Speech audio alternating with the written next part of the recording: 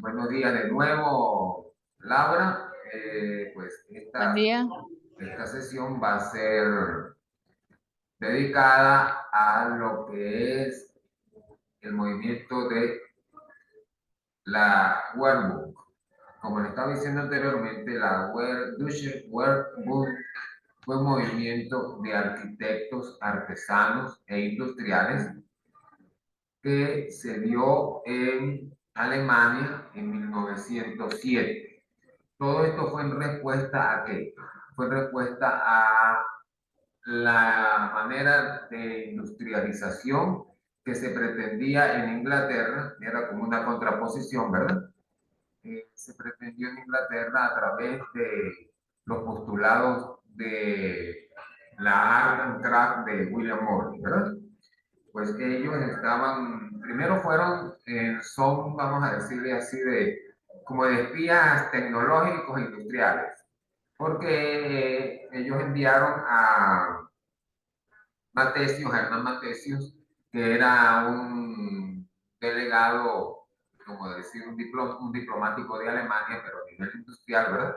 Lo enviaron a Inglaterra para un acercamiento y con esto, pues ellos llegar y retomar las ideas más positivas de, de esos movimientos que se estaban dando en Inglaterra e implantarlos en Alemania con el fin de desarrollar más o llegar a un estado de desarrollo, digámoslo así, de lo que era la parte industrial de Alemania que estaba en ese momento un poco desfasada.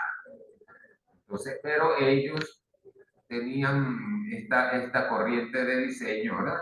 Y de pensamiento de arquitectura y composición de diseño, tenía una concepción que difería de los ingleses, que lideraba William Morris, que era la ornamentación desmedida que los ingleses tenían en sus obras y trataron de llevar más bien fue la simpleza de la forma como patrón de estética. Dividieron lo estético del ornamento. El ornamento lo dejaron de lado. Esto es muy importante tenerlo presente. Entonces, ellos son los primeros precursores a nivel mundial de una nueva concepción de lo que era estética y funcionalidad de los elementos. Claro, esto es visto desde el punto de vista arquitectónico, como premisa de postulado de diseño. Y bueno, fue también muy aupado dentro de ese país por la clase industrial, por el dueño de los bienes de producción capital, ¿verdad? Esta gente pues no veía con buenos ojos el uso de, o la implementación, disculpe, de la figura del artesano dentro de los talleres ya industriales de producción a gran escala. ¿Por qué? Porque eso retrasaba en gran medida la producción. Una silla que se podía producir en 10 minutos, una hora, supongamos, un ejemplo, se iba a tardar por agregarle estos ornamentos desmedidos, o no en caso desmedidos, sino ornamentos que eran como colocados, como pegados pues, a lo que era el elemento en sí.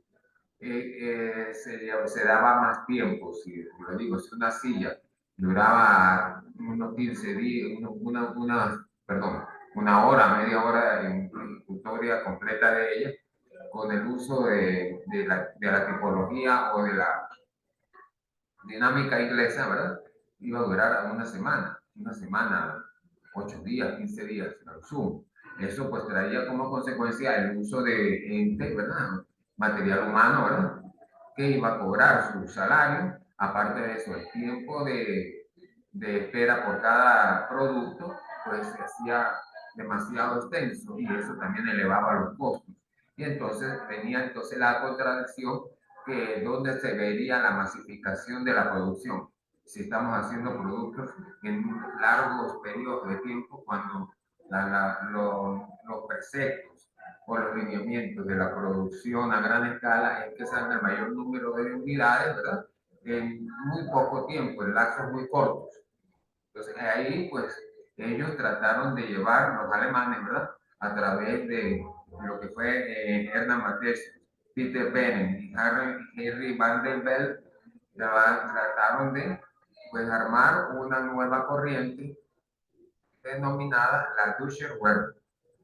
De ahí es donde nace este concepto, este estereotipo de lo que sería una nueva manera de diseñar y una nueva manera de producir objetos con la concepción de lo que sería la entrada al modernismo como tal.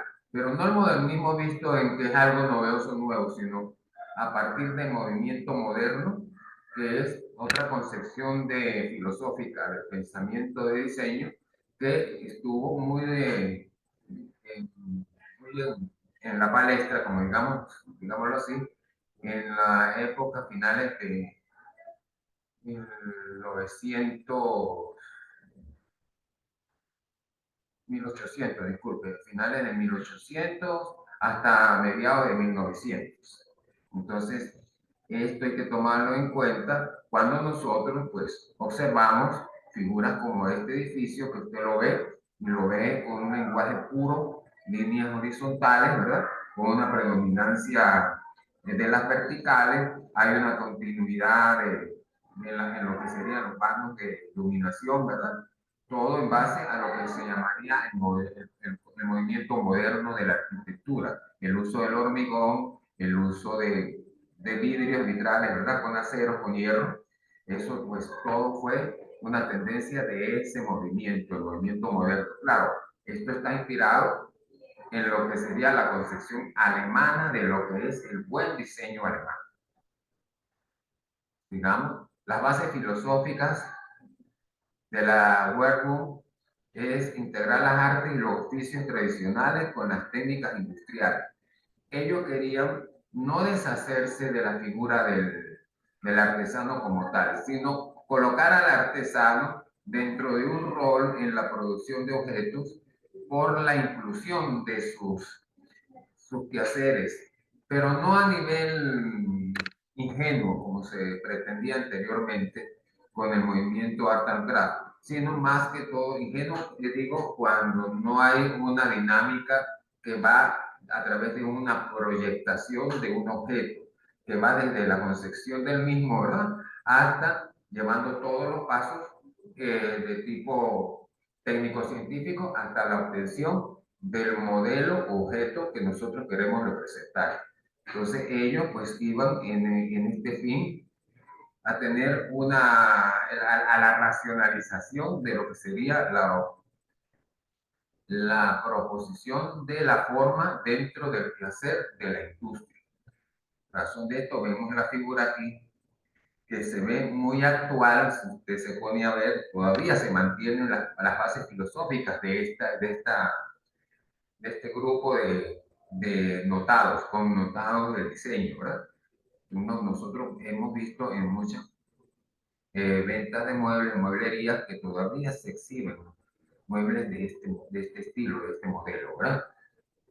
No tenemos. Esa era la base filosófica que pretendía esta corriente. ¿Y por qué se hacía? Porque tenían que competir con la nueva y emergente visión de la producción industrial que poseía Estados Unidos y ciertos países como Inglaterra y Francia que comenzaron a copiar la dinámica de producción de los norteamericanos. Los norteamericanos pues son los padres del capitalismo, digámoslo así, de esta manera, y ellos comienzan, el capitalismo nace de estos sistemas de producción que vienen con los sistemas de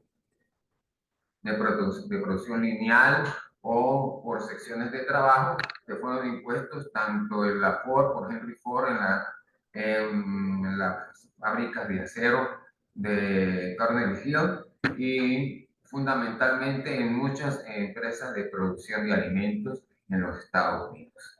Entonces, Alemania pues debería estar a la par de estos países y bueno, con el diseño que propone la Deutsche Werbung, pues estaban en plena, vamos a decir así, estaban en correlación con la nueva dinámica de producción de esas grandes industrias, países industriales emergentes. Es de hacer notar también que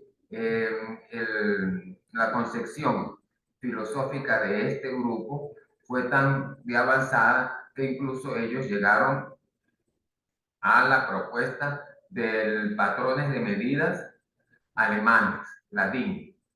Eso es, y de ahí en adelante en Alemania se ha basado en este de medidas y pesos y todo lo que es relacionado con esta parte de lo que es la física y la mecánica, ¿verdad? Dentro de la producción de objetos y dentro de el metraje de cualquier situación que tengamos que ver nosotros con objetos y formas, vamos a decirlo así.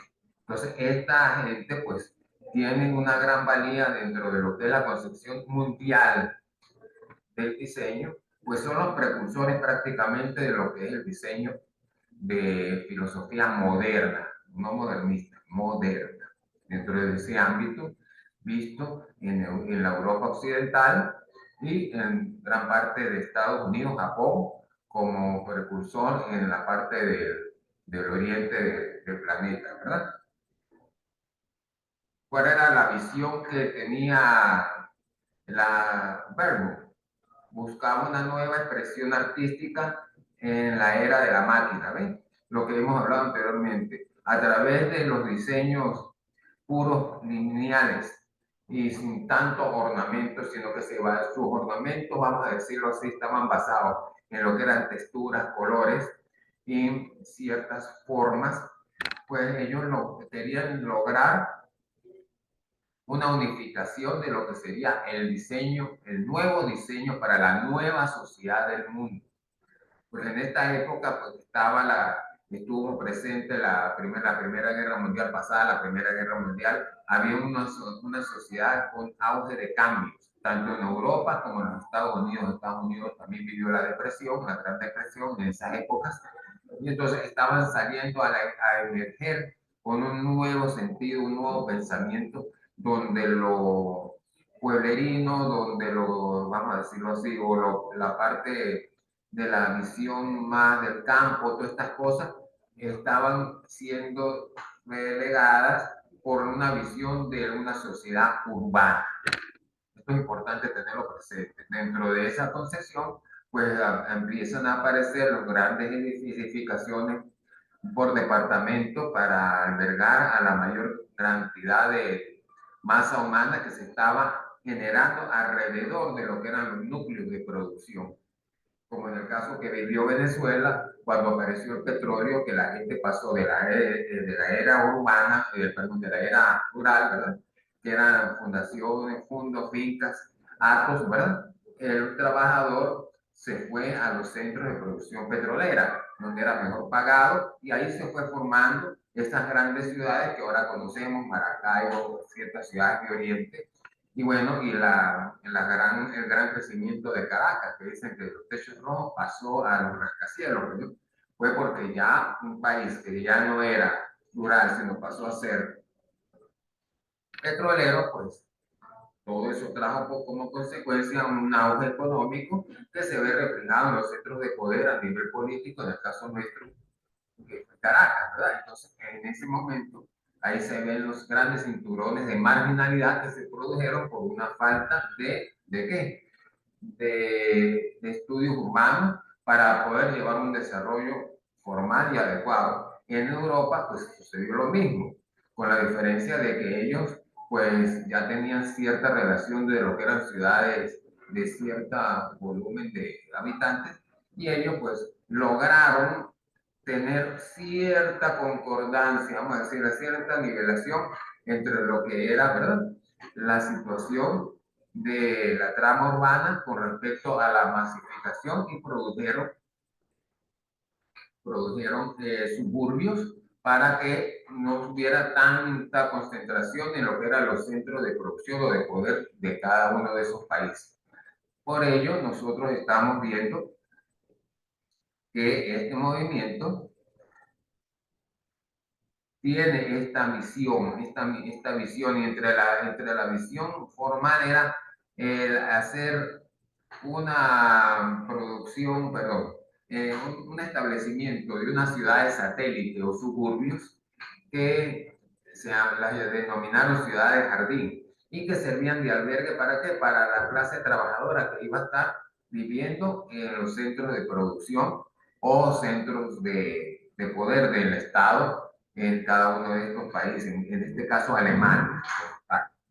Entonces, dentro del contexto histórico, debemos tener que a fines del siglo XX, Alemania, bueno, lo que hemos hablado aquí, o sea, Alemania sufre una transformación después de la Primera Guerra Mundial, que la llevó prácticamente a una especie de hiperinflación, digámoslo como se dice en estos términos nuevamente aquí en nuestros países, ¿verdad? Hubo una caída del Producto Interno Bruto, y después de la Primera Guerra Mundial estuvo, según el Pacto de Versalles, ellos tenían que pasar impuestos por ser los perdedores de la Primera Guerra Mundial a los países ganadores. Entonces hubo una manera muy desmedida de aplicar ciertas medidas en contra de la población. Esto trajo como consecuencia, ¿verdad?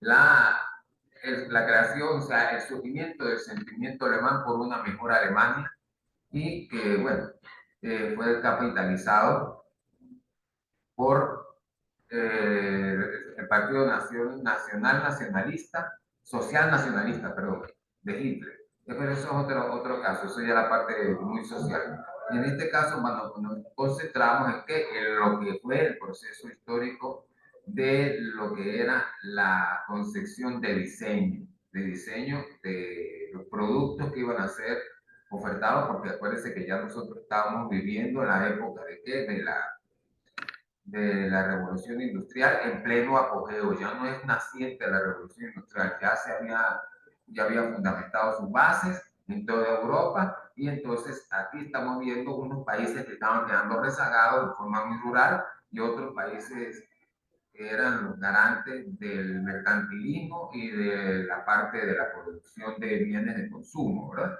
Pues los países más desarrollados, entre esos estaban Inglaterra y Francia. Alemania estaba quedando rezagada, como dije anteriormente en esta charla, y ellos trataron y lo lograron incluso superar las expectativas de los otros países como Francia e Inglaterra, que se quedaron en lo que fue hasta cierto punto, pues viene el resurgir de estas naciones, pero a cierto punto en aquella época ellos quedaron rezagados por los alemanes, en el aspecto de que Alemania pues, se fue a un diseño más racional y menos ornamental. La línea de tiempo, digámoslo así, comienza en 1892 con Peter Beer, funda la secesión Múnich.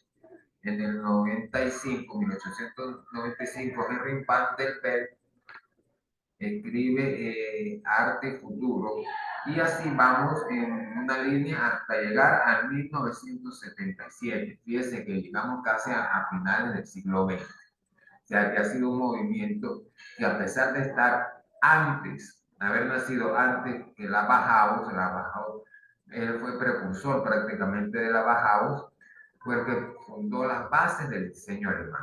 Luego viene la escuela de la Bauhaus, y por último vendría ¿qué? Vendría la escuela de la UL, que es ya el diseño a nivel de diseño industrial, ¿verdad? Visto ya bajo la concepción científico-tecnológica.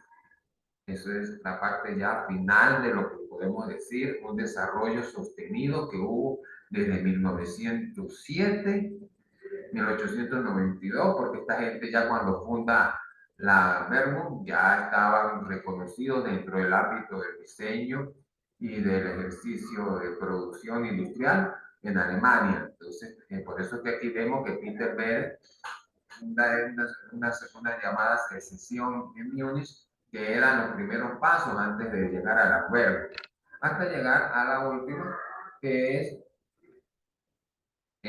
ya en 1977, en el Museo de la Nueva Exposición para lo que sería el recuento de la historia de la Berkeley.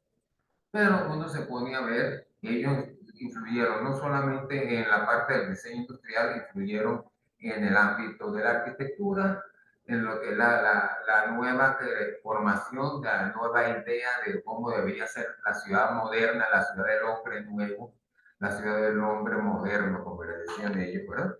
Esto pues trajo como consecuencia grandes cambios dentro de lo que fue la trama urbana de las grandes ciudades como Berlín y otras, Múnich y otras más que sirvieron como caldo de cultivo para el desarrollo de esta concepción nueva primigenia que le dio a la postre una nueva visión a Alemania. Eso no lo podemos negar. Y aparte de lo que hizo pues, el diseño el diseño nazi, que muchos no lo nombran dentro de su escrito, pero que debe ser visto como una fuente también de integración de conceptos, donde se utilizaron muchos de los preceptos del neoclasicismo, pero en una formalidad muy sutil y más llevado a lo que es el arte moderno. Entonces, de la misma manera lo hizo la Verbum, porque la Verbum viene con todo este movimiento, unos se fueron por una línea de diseño, otros dentro de la misma Alemania, ¿verdad? Pero todos coincidían en un neoclasicismo, pero un neoclasicismo no llevado a la adoración o a la imposición de figuras neoclásicas, pero clásicas de la época de la Roma imperial o del imperio griego o de la misma, el mismo renacimiento en Italia, no. Ellos trataron de llevar esas formas en situaciones de líneas más sutiles o remembranzas o analogías con un pasado que fue muy apoteósico dentro de las artes y del diseño a nivel de la concepción humana, ¿verdad? Pero no quedándose comer a copias. Entonces, ahí es donde ellos coinciden estas dos tendencias de Alemania, que fueron la nazi, y la escuela de la Verbum, con sus derivaciones, como fue la escuela de la Bauhaus y la escuela de la URSS, como última contrapartida a lo que fue el diseño nazi, en este caso. Ahora nosotros, pues, tenemos cuáles son las diferencias. Como hablamos anteriormente, hay que hablar sobre unas diferencias entre lo que fue la Verbum y la Art and Craft. ¿Y por qué lo tenemos que hacer? Porque prácticamente la Verbum nace de las concepciones primigenias de lo que percibió William Morris cuando él hizo la presentación de esta nueva corriente o escuela de diseño allá en Inglaterra, con la diferencia de que, de lo que habíamos hablado. William Morris iba por la caracterización muy sobrecargada de lo que sería el adorno a los objetos. Y eso era una de las grandes diferencias. El uso de ornamentación excesiva, que si nosotros lo vemos acá, aquí vemos, ¿verdad? El juego de vajillas y vemos una tetera. La que está abajo, prácticamente, nosotros hablar anteriormente de que la Verbum iba por líneas puras, limpias, era un sistema, era un diseño prácticamente sintético, decirlo así, o minimalista, se pudiera decir este término en estos momentos. Si ustedes se ponen a ver, o si ustedes se ponen a ver un color blanco puro, las líneas son líneas curvas, pero limpias, aquí no hay exceso, la tapa de la tetera o de la jarra, ¿verdad? Todo es muy organizado, muy racional. En el caso de la tetera de William Morris, que está aquí abajo, pues el puro color, la pura configuración pictórica que tiene de la el texturizado y todo lo que es la configuración exterior, pues lo hace ver muy pesado, muy artesanal, ¿verdad? Entonces, esto fue la primera diferencia entre una tendencia y otra. Una iba por un lenguaje más puro, más limpio, la otra era más artesanal, más a la sobreposición de los detalles ornamentales. La otra es la, la otra sería que la producción que no puede ser llevada a cabo por talleres de artesanos. Eso estamos claros. En Inglaterra se pretendía de que el que tenía el mando era el artesano. Y para una producción a gran escala no había ni las maquinarias ni las concepciones, ¿verdad?, de diseño específicas para poder lograr esto.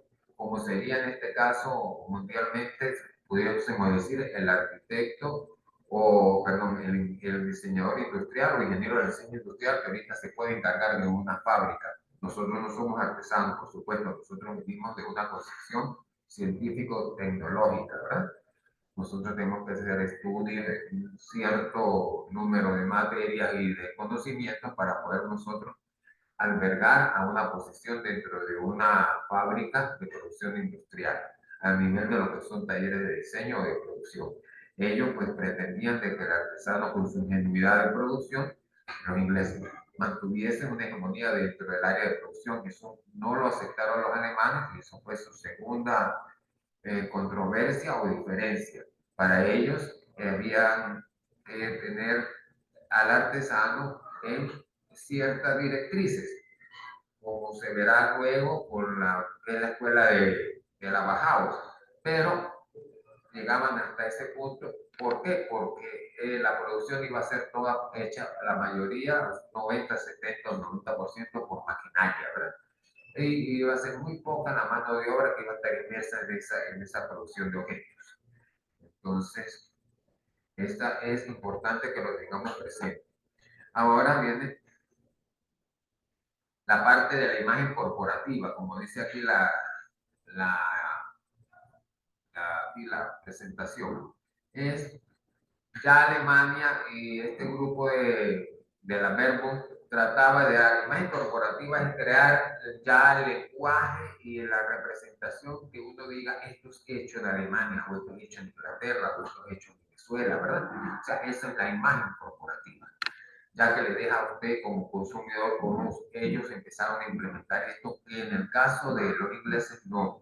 La imagen corporativa de ellos seguía siendo el artesano puro, la producción a pequeña escala, muy bien hecha para que el hombre, entonces ellos se contradecían porque ellos decían, bueno, nosotros queremos masificar una producción, pero estamos llevando el uso desmedido de estos ornamentos, de estas personas, personeros dentro de los talleres, implementación de talleres pequeños y no grandes talleres con maquinaria.